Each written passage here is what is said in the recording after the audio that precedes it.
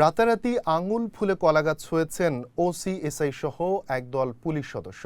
বিপুল অবৈধ টাকায় কেউ তৈরি করেছেন নান্দনিক ডুপ্লেক্স বাড়ি, কারো ভিটায় উঠেছে 5 তলা ভবন, কেউ আবার সেই অবৈধ টাকা লুকোনোয় এক কাঠি সরেস। যিনি কক্সবাজারে জমি কিনেছেন শ্বশুরের নামে, তৈরি করেছেন আবাসিক হোটেলও।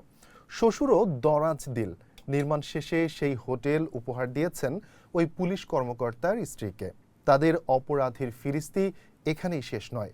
দিনের পর দিন মাদক বিরোধী অভিযানের নামে একজন ওসির নেতৃত্বে গড়ে তুলেছেন মাদক পাচারের নেটওয়ার্ক। একটি গণমাধ্যমের অনুসন্ধানী প্রতিবেদনে উঠে এসেছে এমন তথ্য। দৈনিক প্রথম আলোর প্রতিবেদনে বলা হয়, পুলিশ সূত্রে জানা গেছে, সম্প্রতি বদলি করা চট্টগ্রাম রেলওয়ে থানার ওসি এসএম শহীদুল ইসলামের নেতৃত্বে বেশ কয়েকজন পুলিশ সদস্য মিলে মাদক পাচারের নেটওয়ার্ক গড়ে তুলেছেন।